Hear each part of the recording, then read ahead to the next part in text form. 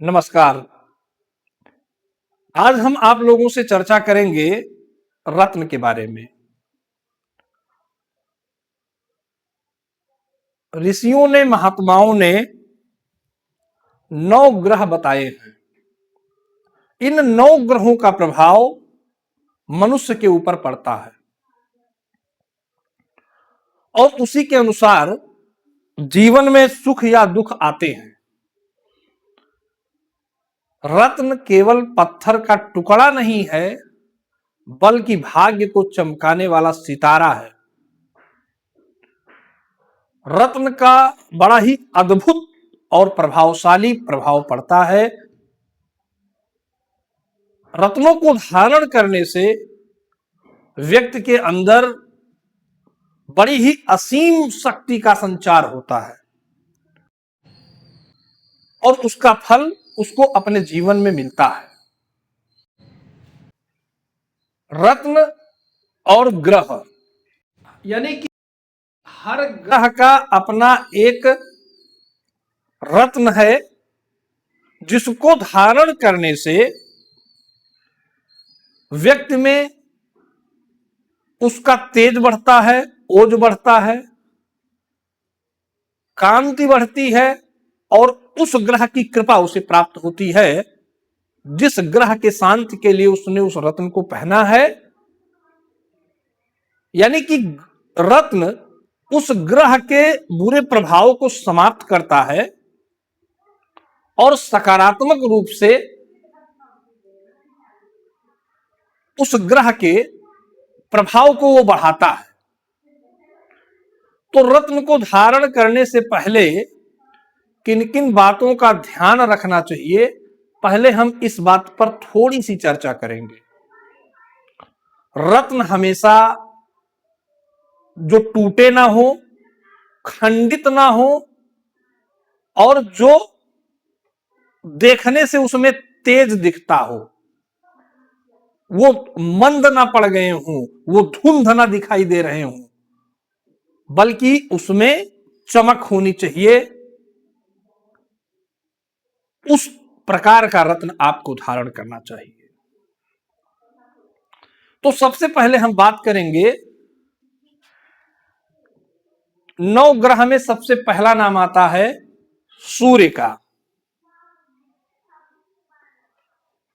सूर्य ग्रह का नाम सबसे पहले आता है। सूर्य के बारे में हम जानेंगे।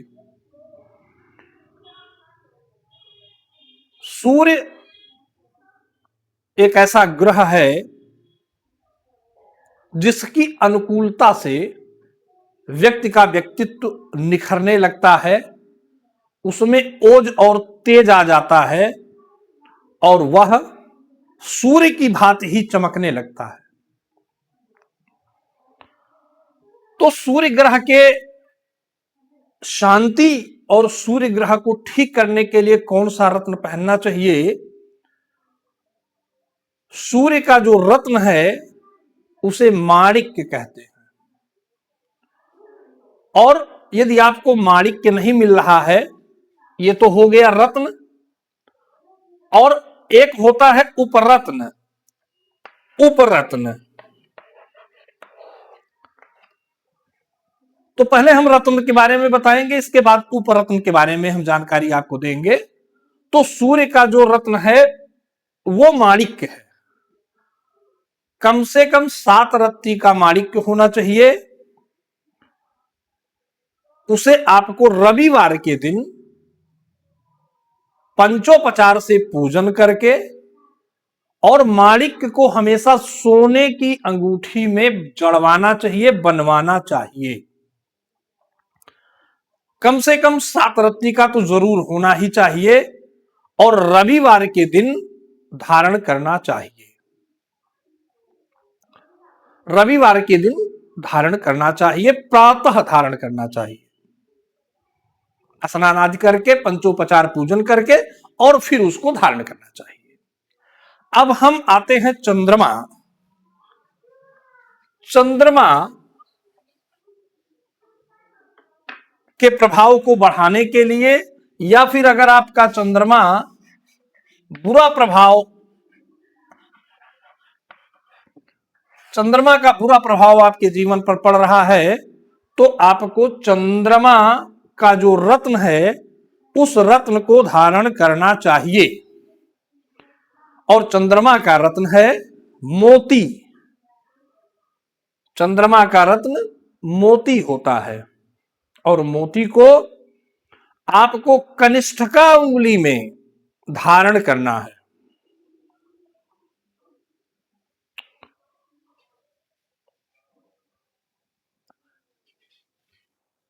चंद्रमा का जो रत्न है वो मोती है। कनिष्ठिका उंगली में 7 रत्ती का मोती आपको सोमवार के दिन दूध में स्नान करा के और पंचोपचार पूजन करके,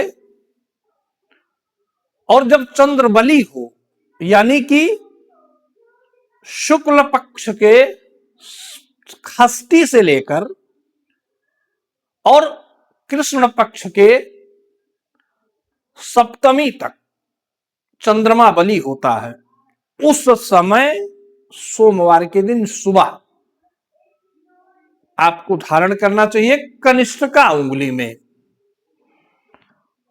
और जो आपका मोती है वो चांदी की अंगूठी में जड़ा जाएगा, यानी कि मोती को आपको चांदी की अंगूठी में पहनना है। और यदि वह मोती 10 रत्ती से ज्यादा है तो वो आपके लिए ज्यादा अच्छा है। चंद्रमा के बाद हम बात करेंगे मंगल की। मंगल ग्रह,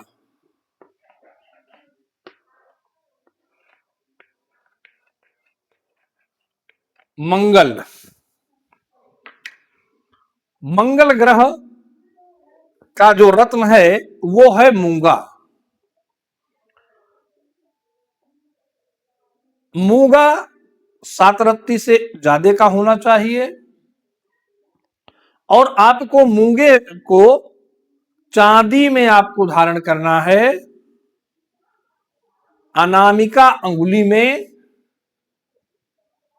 मंगलवार के दिन सुबह धारण करना है। पंचोपचार पूजन करके अनामिका अंगुली में आप पहनेंगे मंगलवार के दिन भगवान हनुमान जी का नाम लेकर। मंगल के बाद हम बात करेंगे बुध ग्रह की। बुध ग्रह बुद्धि और वाणी का देवता है बुध।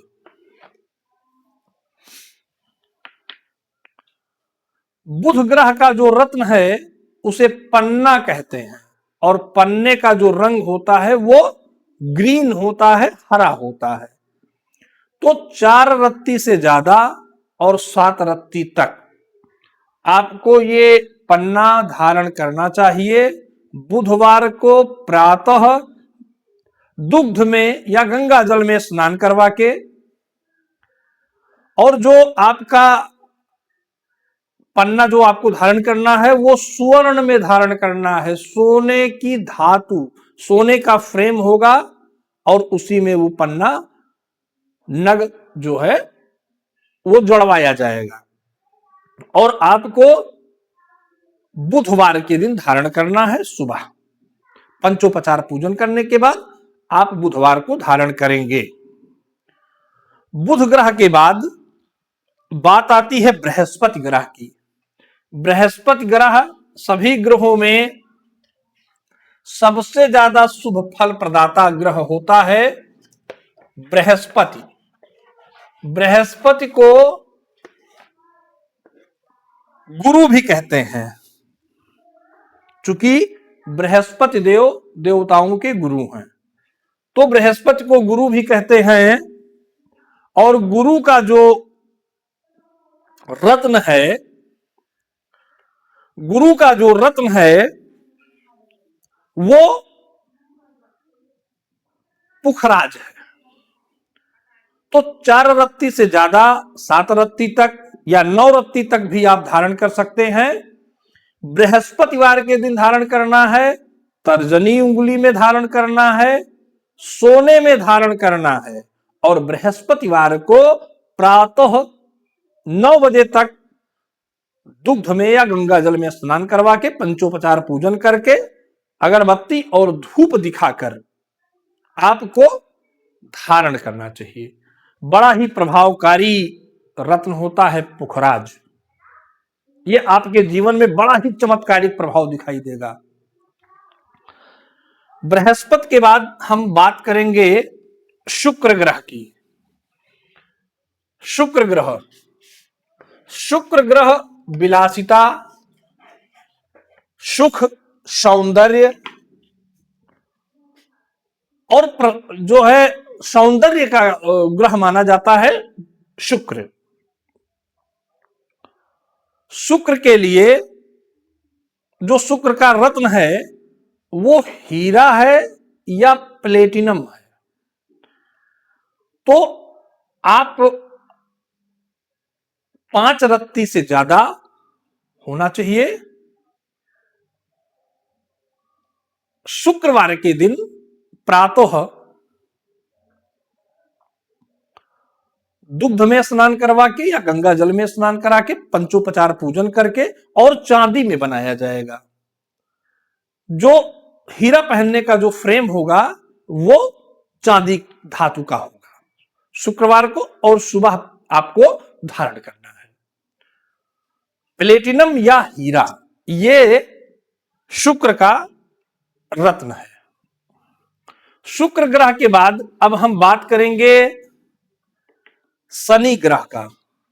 शनि ग्रह बहुत ही चर्चित और अपने सुप्रभाव और कुप्रभाव, शनि उत्तम फलदाता भी है और बहुत बड़ा अनिष्टकारक भी है। इसलिए शनि ग्रह पर प्रायः बहुत चर्चा होती है। शनि ग्रह को लेकर समाज में एक भ्रांति भी है कि शनि बहुत बड़ा अनिष्टकारक ग्रह है। देखिए, अनिष्टकारक ग्रह शनि है, लेकिन तब जब आप अपने कर्तव्यों का पालन न करते हो, आप समाज में लोगों को पीड़ित करते हो, दूसरे का धन हड़पते हो या अनैतिक कार्य करते हो, तो ये शनि ग्रह उस व्यक्ति को बहुत पीड़ित करता है, बहुत दंड देता है। शनि को गॉड ऑफ जस्टिस कहते हैं। शनि जज है, न्यायाधीश है। इसलिए शनि की अनुकूलता जीवन में बड़ा ही सकारात्मक प्रभाव लाती है। वहीं अगर शनि की नकारात्मक दृष्टि पड़ रही है तो बहुत बड़ा अनिष्ट भी होता है। शनि ग्रह का जो रत्न है वो नीलम है। नीलम है या फिर लोहे की अंगूठी, लोहा धारण करना चाहिए या फिर आपको नीलम धारण करना चाहिए शनिवार के दिन। और शाम को आपको धारण करना है आफ्टर सनसेट, सूर्य अस्त के समय या सूर्य अस्त हो गया हो, पंचोपचार पूजन करके गंगा जल में स्नान करा के, और जो आपकी धातु होगी वो आपका जो है 4 से 7 रत्ती आपके नीलम का या उस लोहे का वजन होना चाहिए। और उसको जो धारण करना है वो पंच धातु में आपको धारण करना है। वो न केवल सोना में होना है, न चांदी में होना है, बल्कि पंच धातु मिश्रित का आपका फ्रेम बनेगा, उसी में नीलम आपको धारण करना है। और नीलम को धारण करने से पहले बहुत ही महत्वपूर्ण यह है कि उसका टेस्टिंग बहुत जरूरी है कि वो आपके लिए शुभ फलदाता है या वो बुरा प्रभाव देने वाला है, बुरा जो है रिजल्ट आपके जीवन में आएगा। तो उसको चेक करने का भी सूक्ष्म विधि मैं आपको बता दे रहा हूं। आप अपने रात को सोते समय अपने तकिए के नीचे उस रत्न को रख लीजिए और रात में आप सो जाइए। अगर रात में आपको अच्छे शकुन आ रहे हैं, सपने में आप अच्छा देखते हैं, तो वो रत्न आपके लिए कल्याणकारी है। वहीं अगर आपके साथ सपने में कोई दुर्घटना होती है, कोई भय उत्पन्न होता है, कोई घबराहट या कोई चिंताजनक स्थिति आपके सामने स्वप्न में आती है, तो वो रत्न आपके लिए कल्याणकारी नहीं है। ये इंडिकेशन है आपके आने वाले समय में कि वह रत्न आपके लिए अच्छा फल नहीं देगा, तो उसे नहीं धारण करना चाहिए। तो शनिवार को धारण करना है, शाम को धारण करना है, और शनि का जो रत्न है वो नीलम है या फिर लोहे की बनी हुई अंगूठी है, जो शनिवार के दिन धारण करना है। अब हम शनि के आगे चलते हैं और राहु ग्रह के बारे में जानते हैं। राहु ग्रह बड़ा ही मायावी ग्रह है, बड़ा ही मायावी ग्रह है। और राहु का प्रभाव, राहु के बारे में ऐसा कहा जाता है कि राहु जिस स्थान पर रहता है उस स्थान पर और जहां वो देखता है संपूर्ण दृष्टि से, वहां पर बड़ा ही बुरा प्रभाव डालता है। तो राहु का जो रत्न होता है उसे गोमेद कहते हैं, जो 5 रत्ती से ज्यादा आपको धारण करना है, शनिवार के दिन धारण करना है और शाम को धारण करना है। और ये आपको अष्ट धातु की बनी हुई अंगूठी में गोमेद रत्न को धारण करना है। शाम को आप गंगा जल में या दुग्ध में स्नान करवाकर पंचोपचार पूजन करके और आप धारण करेंगे गोमेद। अब राहु ग्रह के बाद हम अगले ग्रह पर आते हैं जिसका नाम है केतु। केतु नवग्रह में सबसे अंतिम ग्रह है, जो राहु से कहते हैं, जो शरीर का ऊपर का भाग है, सिर भाग को राहु और सिर के नीचे भाग को केतु कहते हैं। तो केतु भी एक ऐसा ग्रह है, चूंकि मायावी राहु का ही नीचे का तन केतु कहलाता है।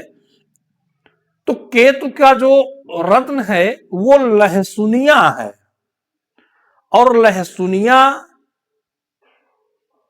या वैदूर्यमण, वैदूर्ण मणि, ये आपका केतु का रत्न होता है, जो 7 रत्ती से ज्यादा होना चाहिए, चांदी में धारण करना है और सूर्य अस्त के बाद धारण करना है, पंचोपचार पूजन करके या दुग्ध में स्नान करा के शनिवार के दिन आपको धारण करना है और अनामिका अंगुली में धारण करना है। तो हमने आपको सूर्य से लेकर केतु तक ग्रहों के बारे में जानकारी दिया, रत्नों के बारे में, उपरत्नों के बारे में। शेष अगर आपको और भी कुछ जानकारी या जिज्ञासा आपकी है तो ऊपर लिखा हुआ हमारा नंबर है, आप हमसे कॉल करके बात भी कर सकते हैं।